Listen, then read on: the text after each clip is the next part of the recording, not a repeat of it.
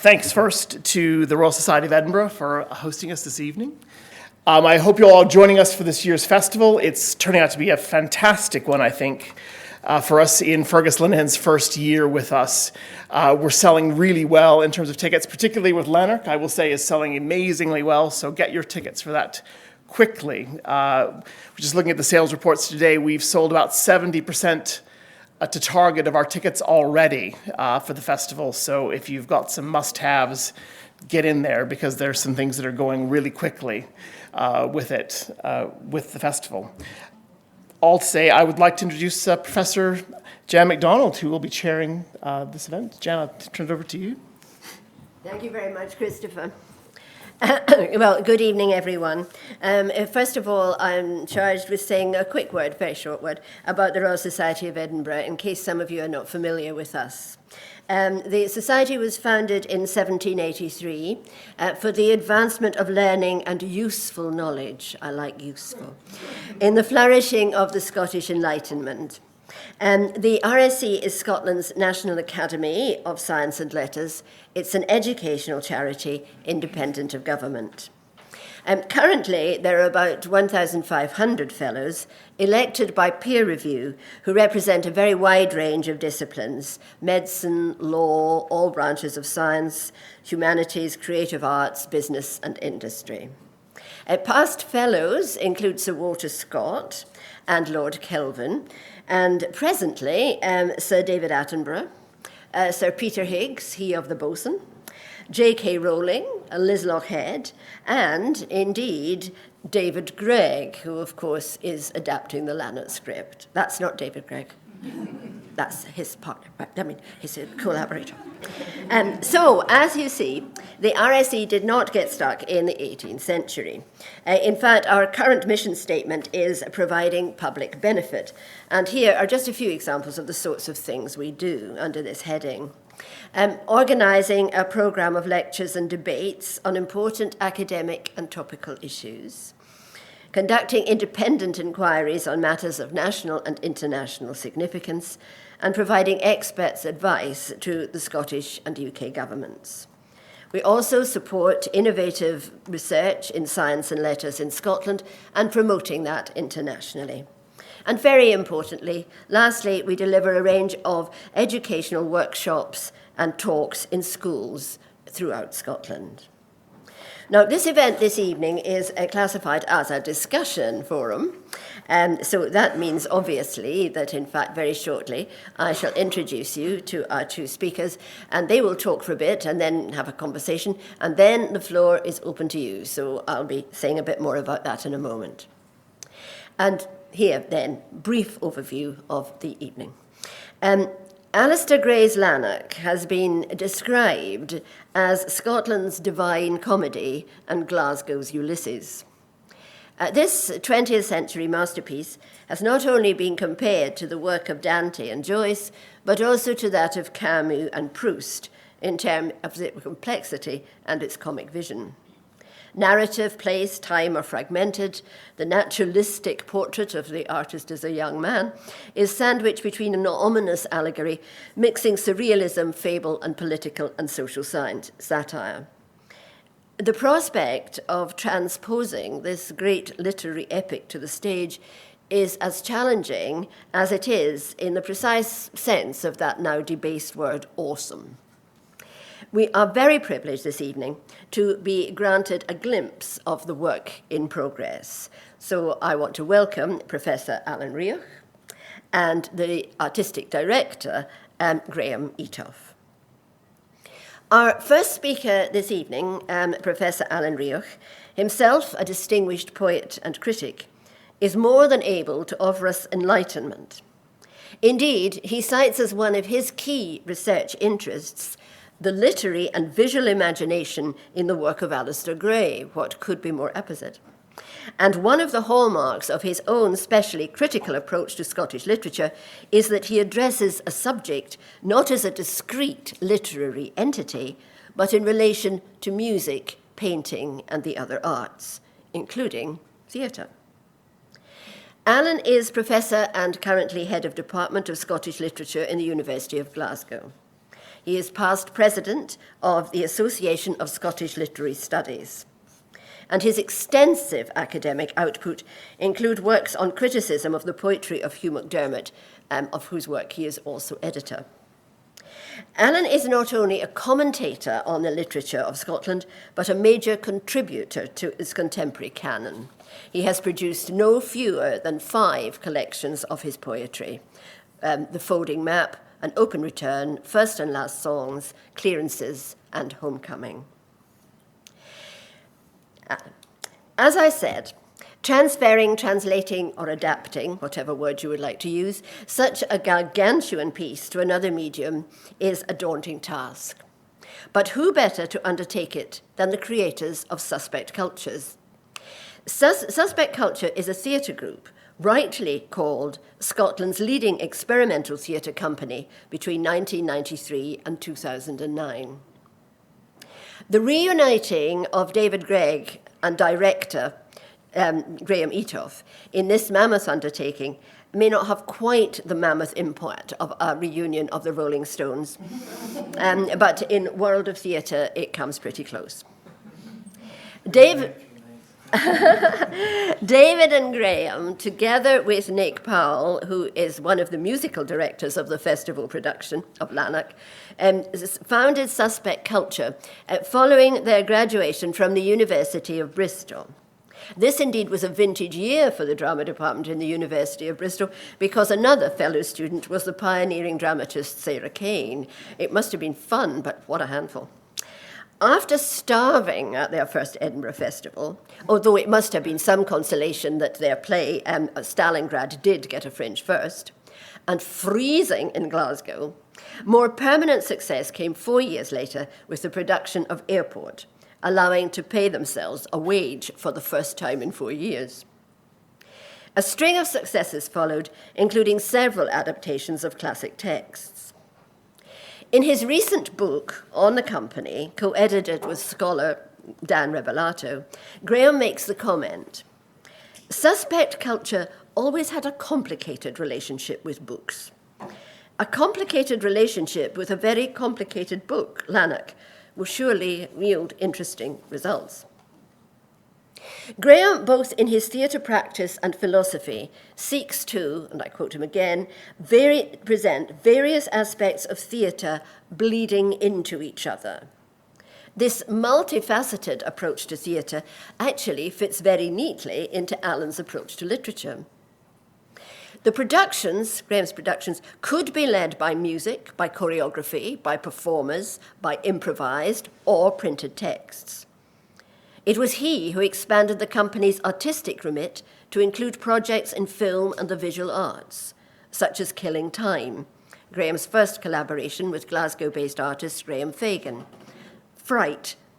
Stage Fright, a visual arts exhibition at the CCA in Glasgow, and Missing, the company's first short film. Since Suspect Culture ceased as a production company in 2009, Graham has continued to direct theatre projects in visual art and film. And the one coming up very shortly after Lanark is, in fact, a piece called No Man's Landing, which has been done in Sydney Harbour, is about to be done on the Rhine, and then with these as mere trailers, is going to be presented on the Clyde. Ladies and gentlemen, your panel. Want me to? Yep. Okay.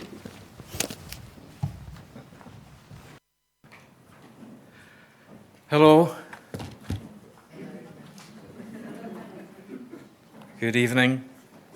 When Jan invited me to step in and take part in this conversation, I was really delighted to do so and eager to do so, because I can't think of any more challenging text to adapt to theatre than Lanark.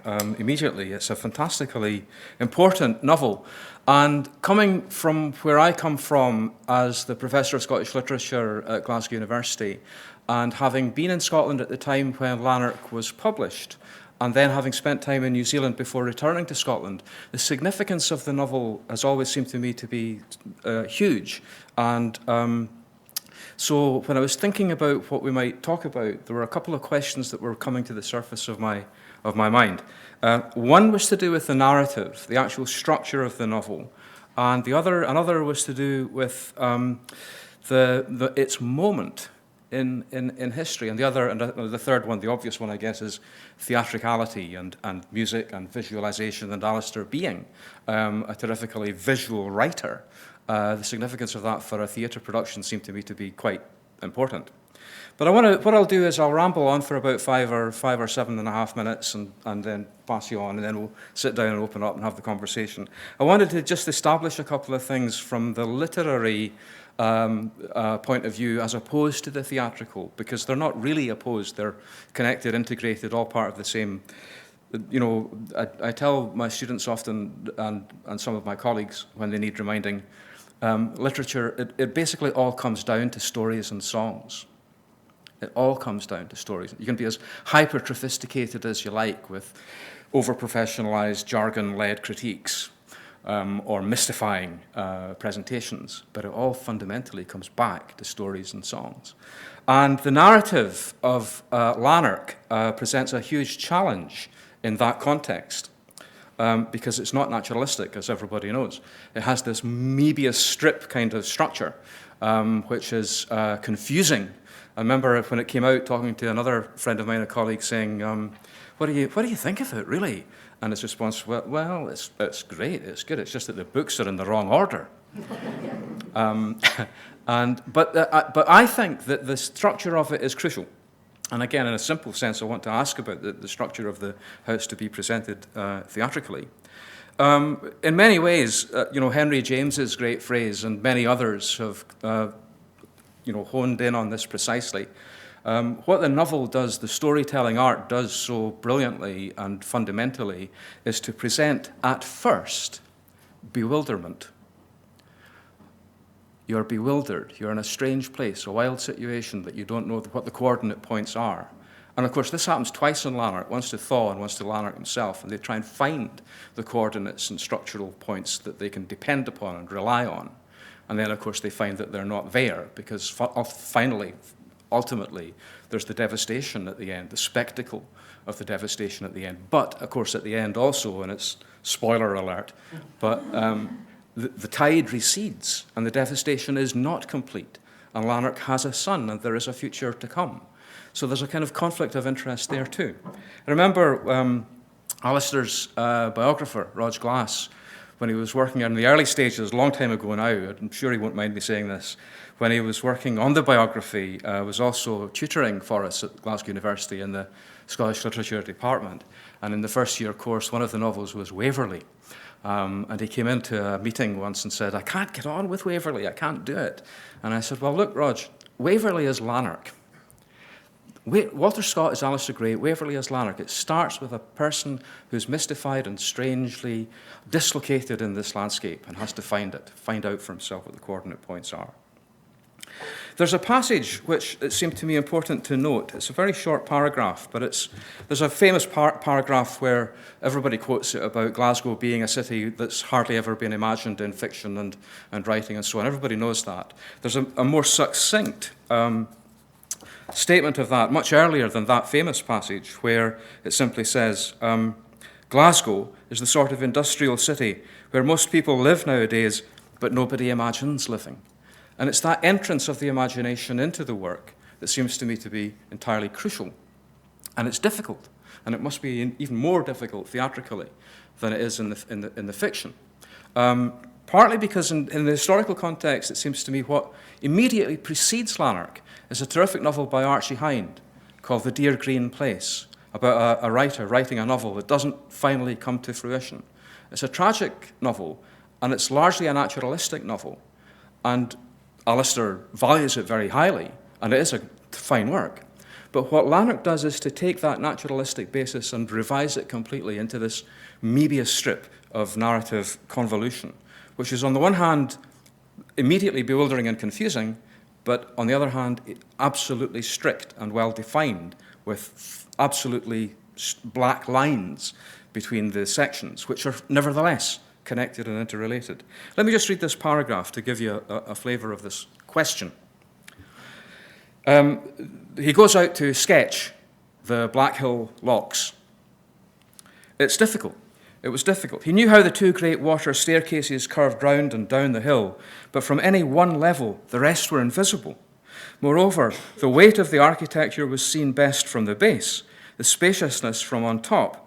Yet he wanted to show both equally so that eyes would climb his landscape as freely as a good athlete exploring the place. He invented a perspective showing the locks from below when looked at from left to right, and from above when seen from right to left.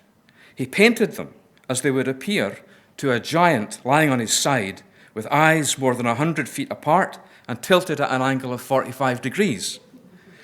Working from maps, photographs, sketches, and memory, so the data, the information is there, factual data, but also the imagination, and memory, his favourite views had nearly all been combined into one when a new problem arose.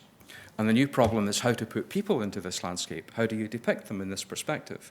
So Gray, in writing that about one of the central character, or one of the two embodiments of the central character, as it were, is highlighting that problem of presentation and visualization and perspective, because he wants to be open to that, but he knows that the perspective is crucial in defining where you are standing, where you stand makes a difference. What you're looking at from where you're looking at it makes a difference.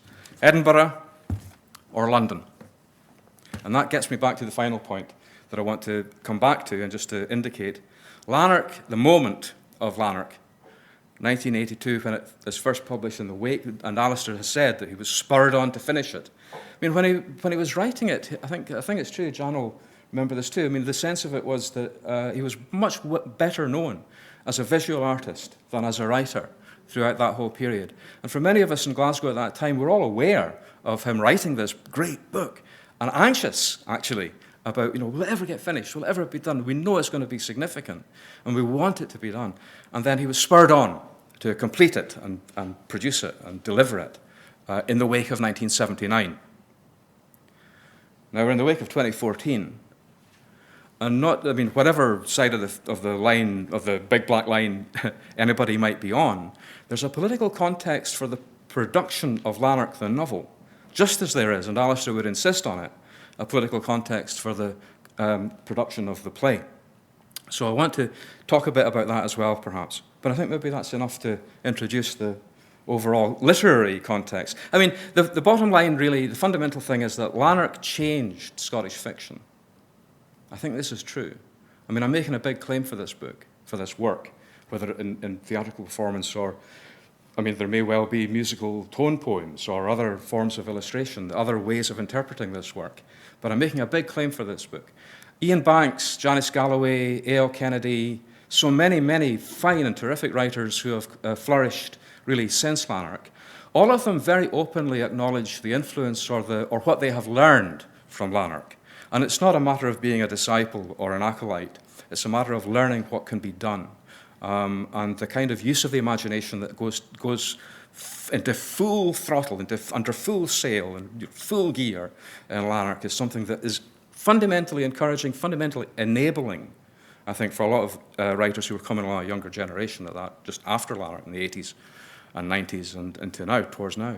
So all of that's there. So it's a big thing to do. So I'm going to hand you on now to Graham to tell us how big it will be. Okay.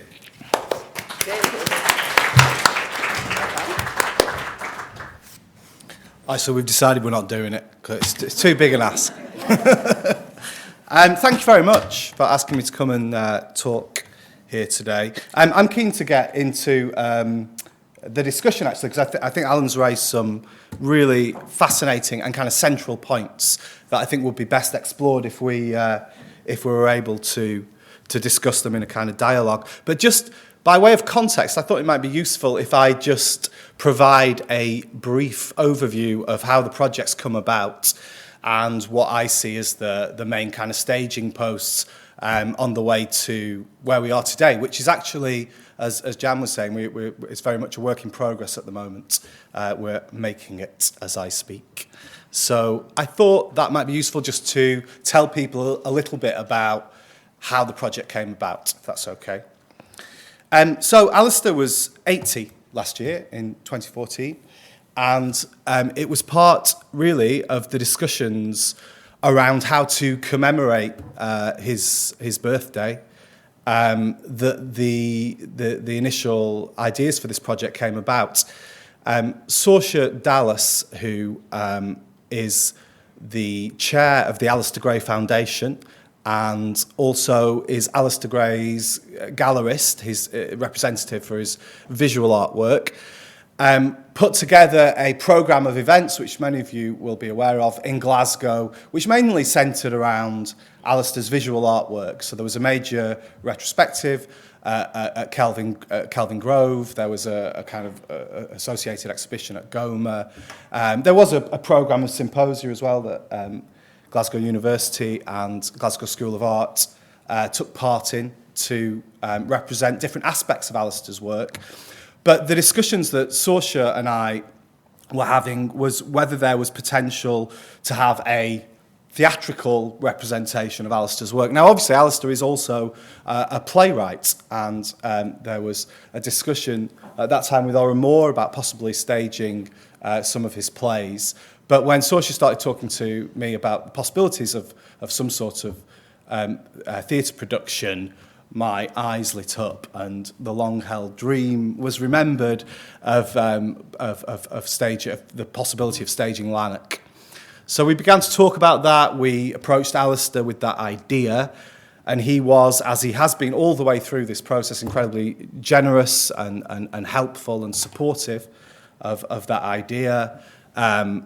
We then approached Citizens Theatre, where Dominic Hill was relatively newly imposed as artistic director, and who was already committing to a kind of ambitious style of theatre that was concerned with epic sweeps of storytelling. He was just about to stage Crime and Punishment at that stage, possibly another, impossible to stage novel. And he was very keen. He was, again, incredibly supportive of the idea. We then went to the Edinburgh International Festival and to Fergus Linehan, who was also newly imposed and was looking to, I think, make certain statements in his first year of tenure. And it seemed to chime with his approach to the festival. So there was this happy coming together of supportive circumstances, really, which all kicked off with us wanting to commemorate Alistair's body of work, and I suppose, if we were able, to breathe whatever new life into it that we ambitiously felt we might be able to. None of which helps with how to do it, of course. David and I used to run the company Suspect Culture that people have talked about. We did have, as Jan was saying, we did have a relationship, I suppose, with literature and with novels. We did a contemporary version of Candide, the Voltaire novel, in 2000. We did a staging of a play called Casanova, which was loosely based on Casanova's diaries. We had this slightly arrogant, perhaps pretentious ambition to. We were very interested in the idea of staging the impossible. Actually, that was something that always excited us. So if somebody told us that there was a novel that was impossible to stage, we, in our youthful arrogance, would be interested in it. And that was certainly one of the starting points with Candide, is how do you bring... I think there's a lot of connections with Candide, which we might be able to talk about.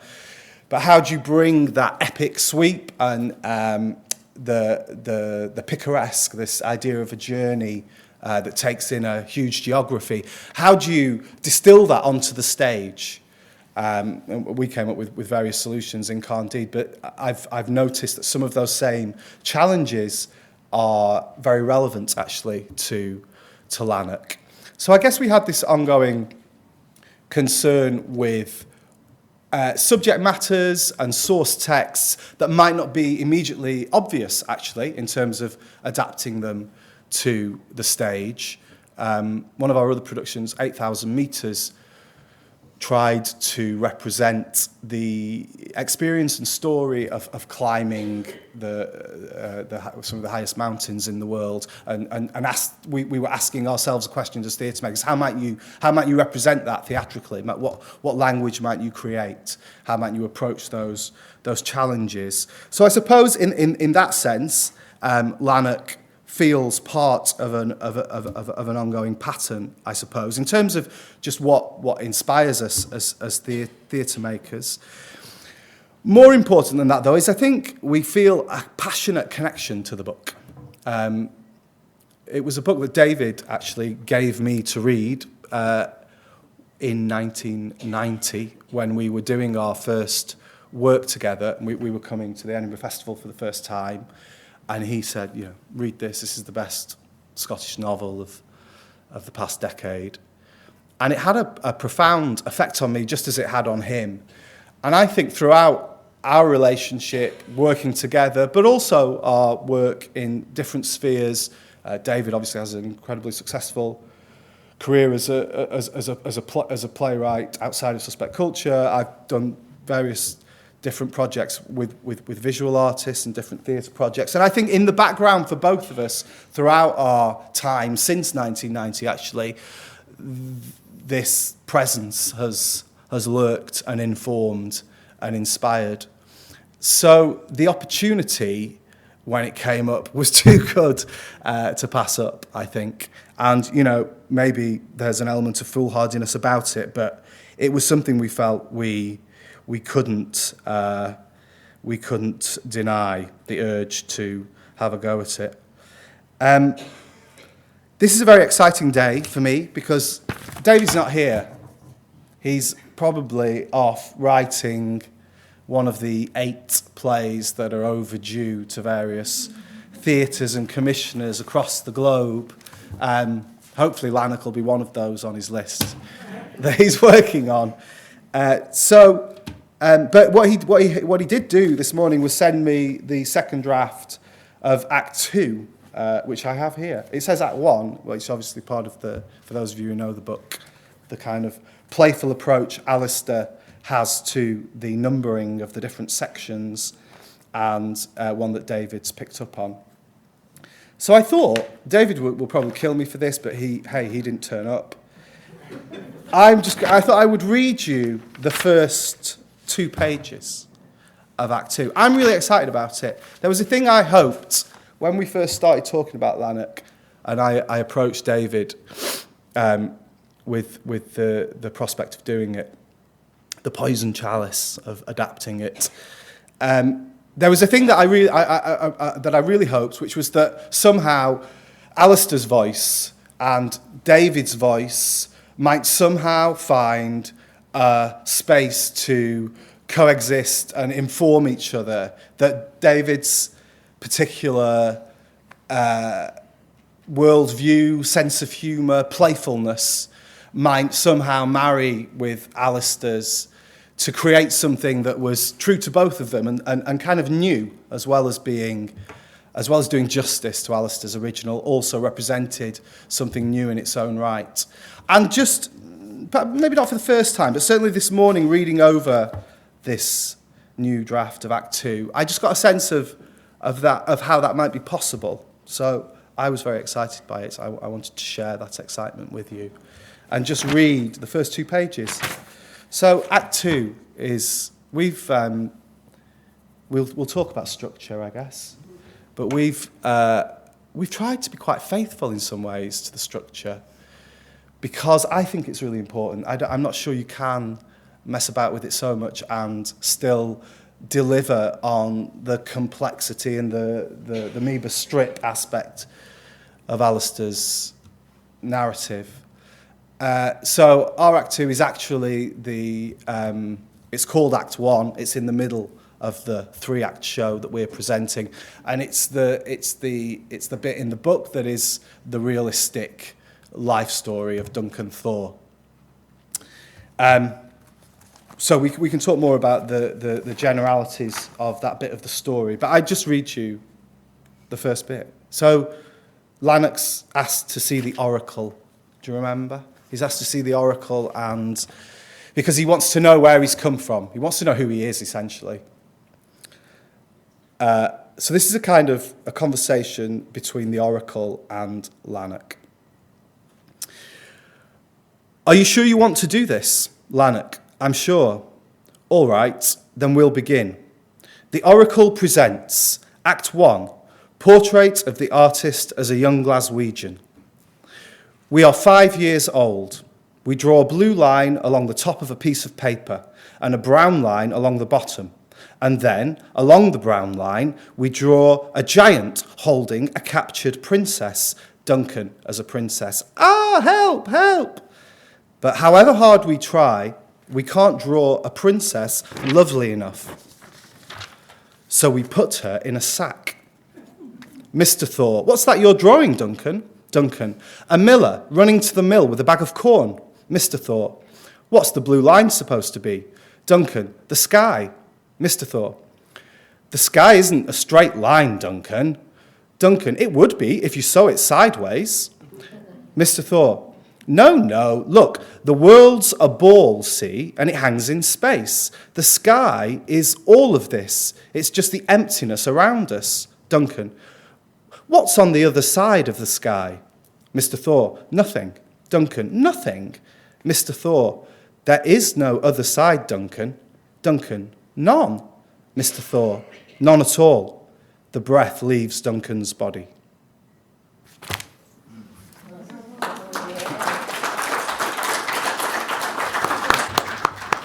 Well, I think that's an absolutely excellent introduction. Thank you very much, Graham. Okay, would you like to begin either with what we've just heard, or would you like to talk about structure? Well, I'll kick off with structure, because it's in 3 acts. I mean, this is new. All of the information is new and fascinating and exciting. It's quite new to me, actually. Right. It's just arrived this morning. So 3 acts rather than the 4 books. Yeah. Actually, this was a decision that was made quite early on, for good or ill, but we wanted to. So, Lanark, A Life in four books. We wanted to stage it as a life in 3 acts. Partly because I think 3 acts has a certain value for very good reasons in terms of theatre, narratives, and structuring. But also because we've been approaching it as 2 more fantastical, if you like, stories of Unthank and the Institute, and then the more realistic middle section of Duncan Thor's life story, and then back to the more fantastical world again of Unthank and Proven for Act 3. So it felt like, for a number of practical reasons, but also I hope for storytelling reasons, it felt like combining Unthank and the Institute within a single act was the right balance for the story, really. Yeah. Alistair was okay with it, which I was mightily relieved by. Have you been sort of checking with him? Or? Yeah, we have a bit. Yeah, he's been terrific. We did a workshop before Christmas, and he came in, and we were still at a very early stage at that point. But he sort of sat at the back sketching everybody, which was really lovely. And we're going to use some of those in the programme, I think. But well, yes, it's not going to make a cameo appearance. I mean, when you well, yeah. Well, I mean, it's risky. It's a sort of in a way, it's an obvious thing, isn't it? That Alistair Wood, as for those of you who don't know the book, I'm presuming most people do, but so there's an author figure as well as the Oracle, which is also obviously an authorial figure. The actual author, appears. This idea that the character is called Nastler. That's right, Nastler, yeah. And Douglas Gifford, our colleague and friend, was saying, that's nasty Alistair. And nasty Alistair. Yeah. It's Alistair being nasty and interrogating it. So I just had this sort of, when you're reading it, I mean, I could hear David's voice as well as the text behind it. Great. But it was like that sense of, in that confrontation, when he's saying, what's it all about? Or that kind of tone comes through. Just that, David asking the questions, and and Alistair giving some answers but not all of them, kind of thing. It's part of the ambience of the thing that's coming through, I think, rather than anything totally pinned down. But it's there. Yeah, there's so many things to talk about. I mean, the thing that I felt all the way through it really is a desire to be faithful, actually, to it. There's that saying, isn't there? Every translation is a betrayal, and I think that's probably true of adaptation as well. Actually, that there's an inevitable element of betrayal, but I hope it's the most considerate betrayal that we can manage. And my approach all the way through has been, and I think David's kind of stayed true to this, is that in order to be faithful, paradoxically almost, you have to make leaps of imagination and be playful and creative with the different elements of the story, just so you're faithful to Alistair's playfulness and creativity. And so it's been that balance for me of trying to tell the story in a way that will do justice to the original and that everybody will recognise, but also being inspired by how the book treats its own form, the form of the novel, trying to take that into the theatre. How do we be playful with our form in a similar way to Alistair? That's been part of the joy of adapting it, actually. May I ask a question? Does your own experience and work in the visual and musical side of theatre help at all in representing the, I don't quite want to say scary bits, but in fact, the supernatural, the surrealist? I mean, is that a way of coping with that issue? I'm not sure. I definitely can see the project in a really satisfying way for me. It came out of the relationships I built up in the visual art world. So Saoirse Dallas, who I first started talking to about the project, is a relationship. My relationship with her is from the visual art world and the projects I've done in the visual arts. She used to represent Graham Fagan, who I work a lot with. So I suppose that's interesting in itself, is that it's kind of via Alistair as a visual artist, actually, that we've arrived at this project. In terms of I think there's a problem with any theatre production that tries to deal with an artist and tries to represent visual artwork. I think it's a really difficult thing to do on stage, and it's been a sort of ongoing challenge and question that we've asked ourselves. And without giving too much away, I think we've been really drawn to the illustrations from the book as a visual resource that might feature in the production, and as a way of communicating Alistair's visual world, rather than perhaps some of the murals or paintings. So I suppose I guess that's been part of my that's felt connected to my work with visual artists. That's got to be a huge challenge in itself, because even from the cover of that paperback, based on the Hobbes Leviathan image, that sense of what the illustrations are drawing from and then doing in the book itself is drawing your attention to some kind of comprehensive, overwhelmingly contextualizing world, whether it's the world of Thaw as he finds the art school in the Glasgow, and then when he travels north and that sense of what Scotland is, but also Unthank and the oppressiveness of it and the sheer mechanized, the extent to which the world is mechanized against human aspiration. Yeah. At this point, since we've had a wee shot, I think I'd like to ask any of the audience if they would like to contribute or ask a question. Short questions, because we've not got too long. We have two people here with microphones. If you wish to ask a question, could you just put your hand up and a microphone will be brought to you. And remember to hold it quite close to your mouth, okay? Is that it? So does anyone like to ask a question? If not, I'll hand you back to these two. They could go on all night. It's warming up. Yeah, warming up. Yes, there's a gentleman there.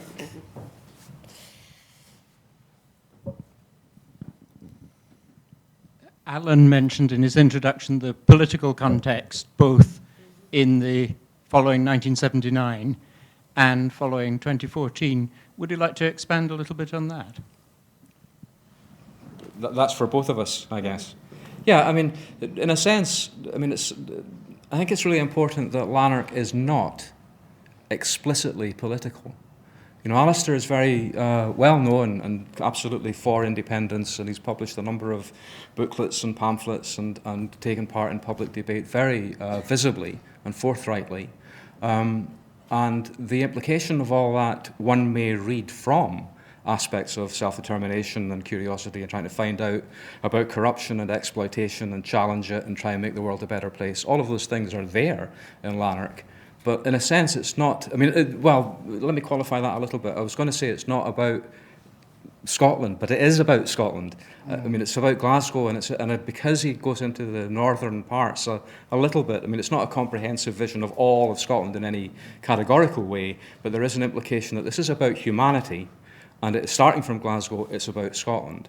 So there's already a kind of political, it's not so crude as an agenda, but there is a political ethos in the book already. But but I think I'm going to hand you on because it's in a way for an adaptation or the kind of betrayal and travesty that an adaptation must be. It's a kind of interpretation of that as well. It's going to happen. Yeah, I was really interested in what you said about all that.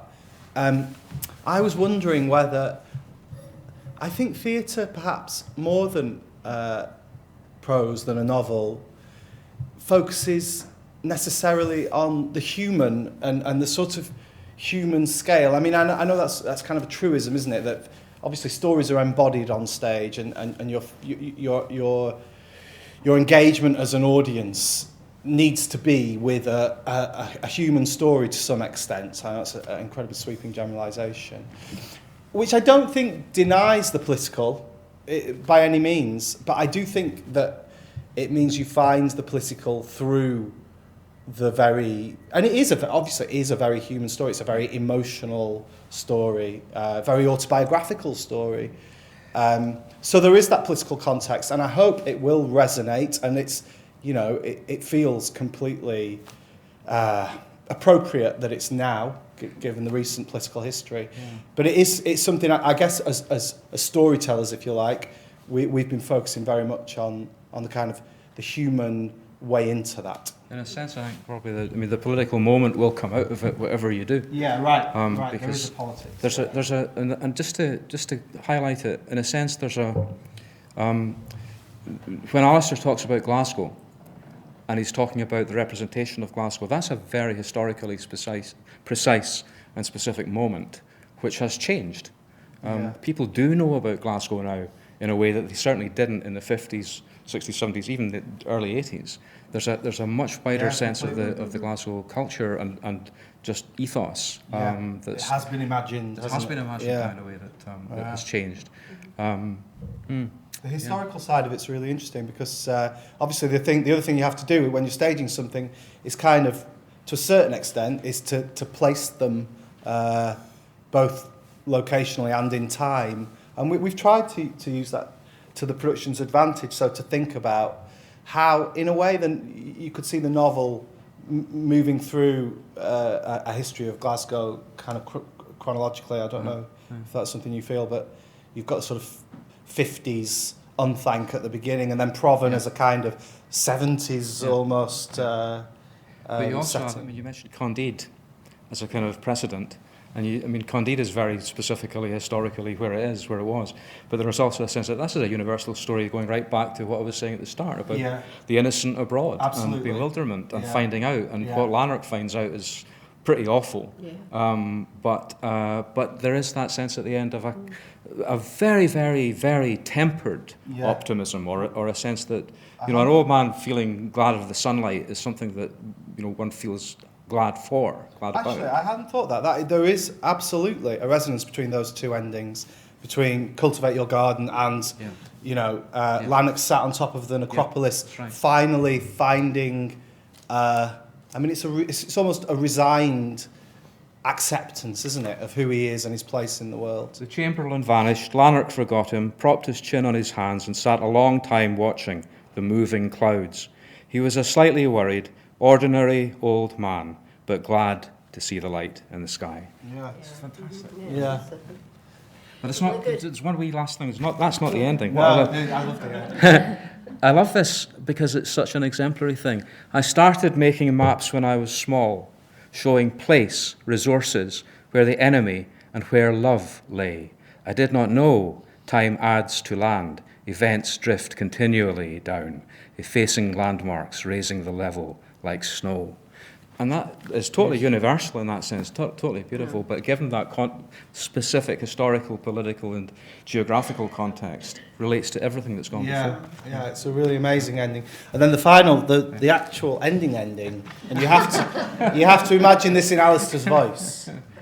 That's right. Goodbye. Yes, I hope we'll be able to feature that somehow. I think. Good. Any other questions? Oh, they got silenced. Yes, this gentleman here. I think this is a rather more mundane question for Graham. I mean, it's about 10 weeks to opening night. I mean, what's the path that you take from here? I mean, David's still drafting, redrafting. What's the timeline and pathway to production?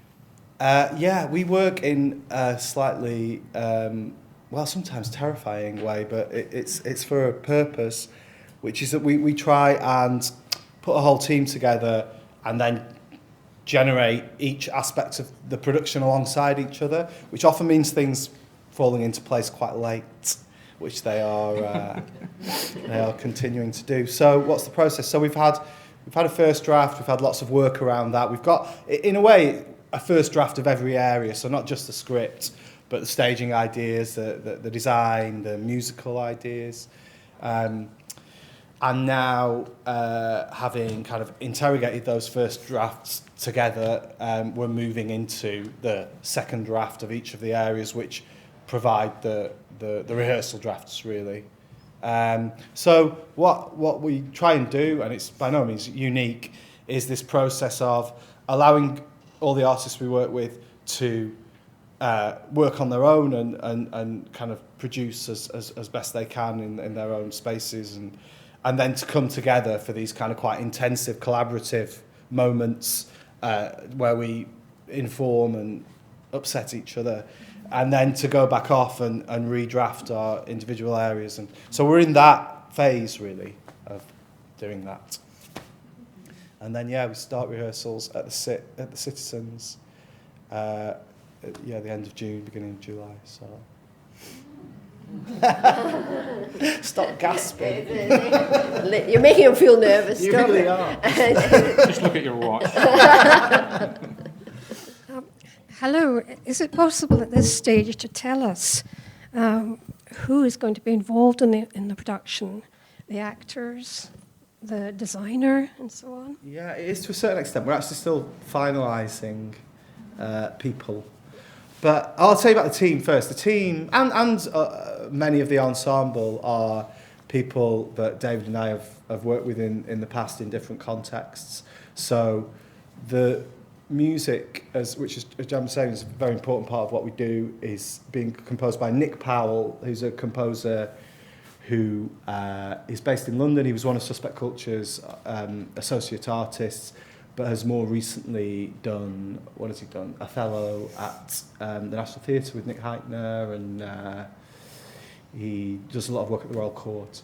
So he's co-composing with, excitingly, Nick McCarthy from the band Franz Ferdinand, who are also playing a gig with Sparks as part of Fergus's new youthful programme. But he's co-composing with Nick McCarthy and Alex Jones from Goldfrapp, so two sort of people who work in contemporary music, so we're very excited about that. Actually, one thing about the team is, for almost all of the team, this is their favourite book. So it's and that's the only reason we've been able to work with these guys from these bands who tour all over the world, is that it's their favourite book, and they wanted to be involved for that reason. Laura Hopkins is the designer who designed Black Watch and who designed a couple of shows for me for Suspect Culture, and does a lot of work all over. Nigel Edwards, lighting designer. And then in terms of the cast, I can't really kind of talk about everybody, but there's a few familiar suspect culture faces. So Louise Ludgate, Paul Thomas Hickey, and a few others you might know. Jerry Mulgrew, yes, known to most people. So a kind of mixture, really. Familiar faces, few new people, 10 on stage. There's a lot to be said for new faces in that sense, because to many of us who have read the novel and are familiar with it over the decades since it came out, seeing fresh faces doing it is going to make it a very fresh reading altogether. Yeah, it's been really, I have to say, the casting process, not my favourite part of the job at the best of times, but it's been a very difficult casting process just because you do have preconceptions of what this character, especially the central character, looks like, and do they age? I mean, it's an incredible time span that the character covers. You know, they're, 24 or something at the beginning, maybe, and then an old man, really, at the end. How to approach that has been an interesting challenge. And then there's Alistair as a figure. You know, if you see the Duncan Thor story as autobiographical, I mean, the whole thing is kind of autobiographical, but particularly that middle section. His sort of physicality and look is a reference point as well. So it's been a really tricky casting process, which I'm nearly at the end of, thankfully. Very good. I'm sure it'll be fun. The lady there, Katrina. Another Scottish octogenarian writer and artist who's still alive is John Byrne. And I wonder if I don't know enough to draw parallels or differences between what they do, but maybe you do.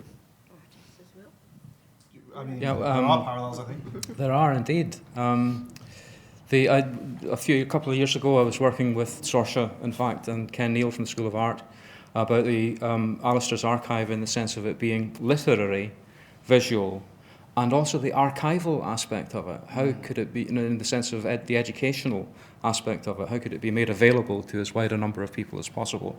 Through what mechanism?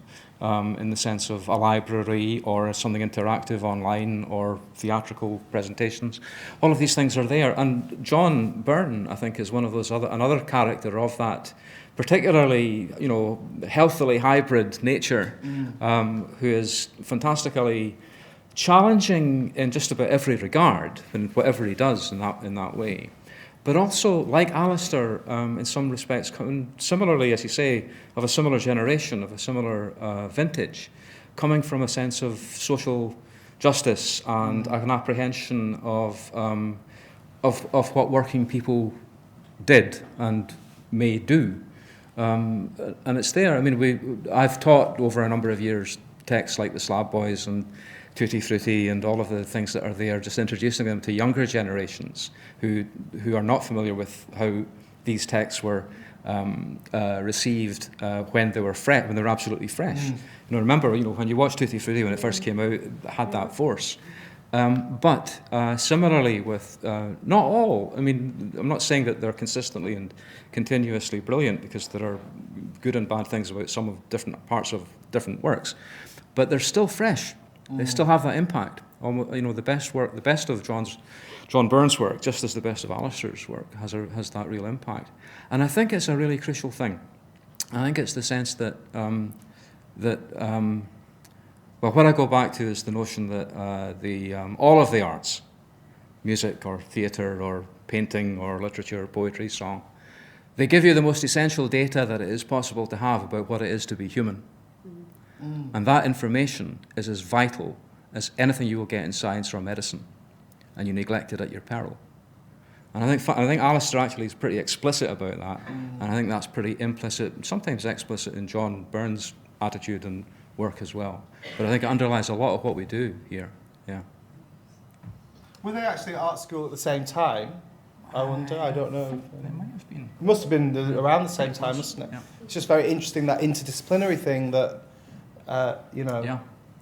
is so true. Well, it's just that great principle. There's no closed doors. There's no selected. There's no categories. I mean, Alice, it's one of the paradoxes, and you've talked about it in terms of the 3-act structure. It's a paradox that you have such a total dividing line between the fantasy and the reality, or the imagination, the realism.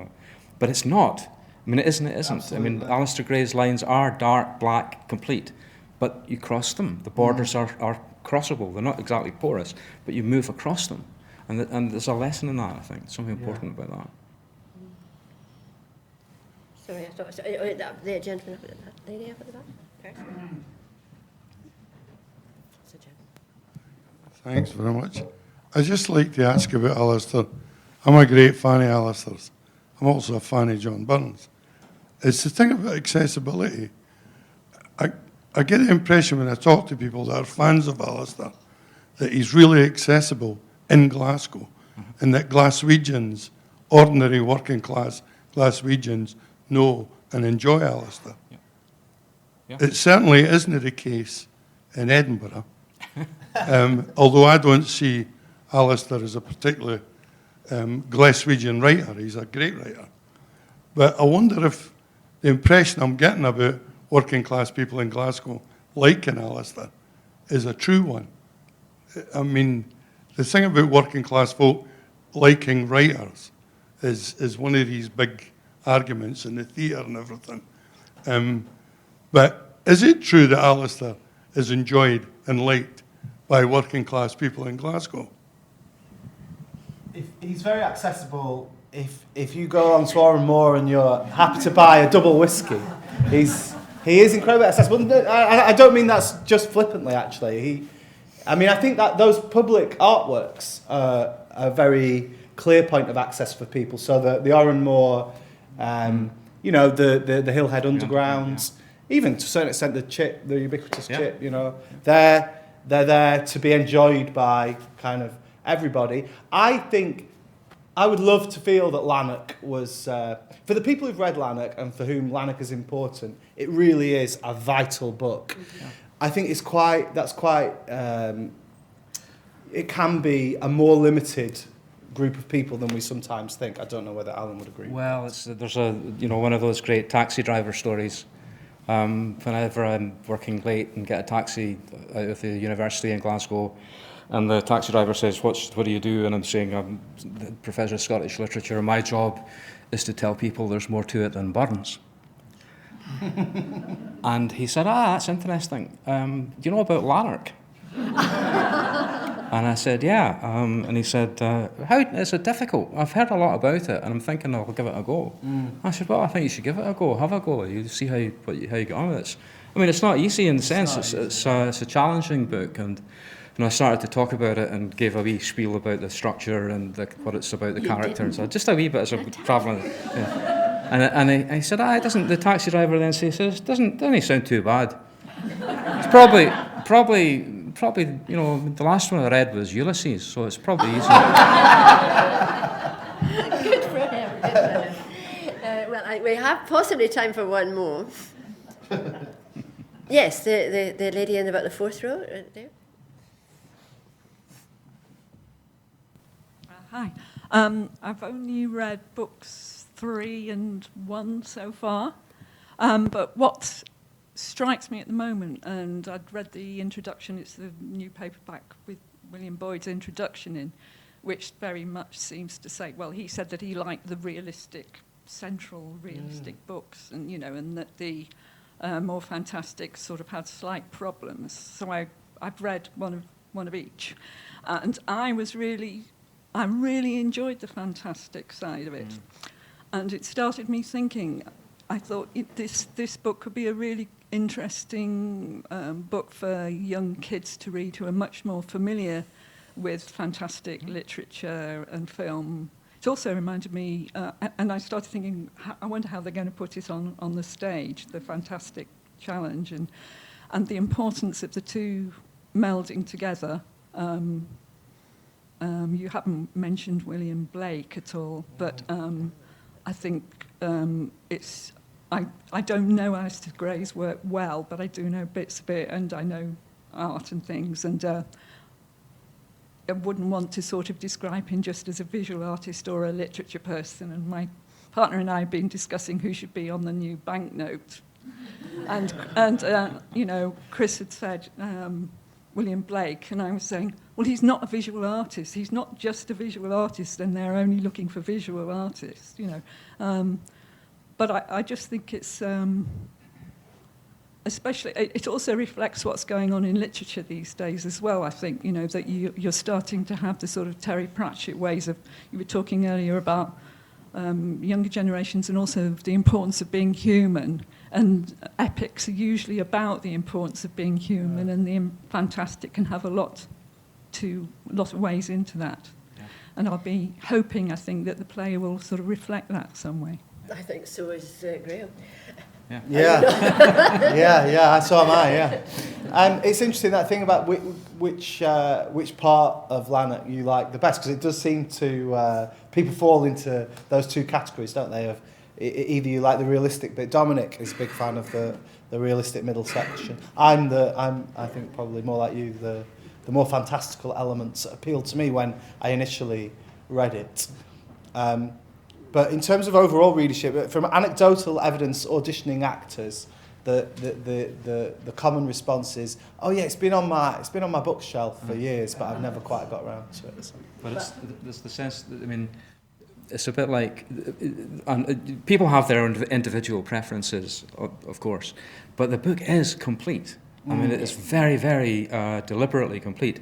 And I always get slightly annoyed when people say, I like Sunset Song, but, you know, the Lewis Grassic Gibbon, but they haven't got to Cloud How or Grey Granite. You've got to do them all, because that is, I mean, whatever preference you might have and however impressive they might be critically, these books are complete, and the meaning depends upon everything that's there. So I hope that's a warning to you. You don't sneak out at any of the entrance, because you need to have the whole thing. Actually, it's lovely, the idea of doing this to young children. I only have to say that the salamander, it sent me as an adult into absolute terror. And I think giving it to my grandchildren wouldn't appeal to me. Thank you. Thank you very much, and thank you to you two. I'm going to ask now Chris to come back and give a proper... Join me in thanking our panel very much for the honor. Thank you very much.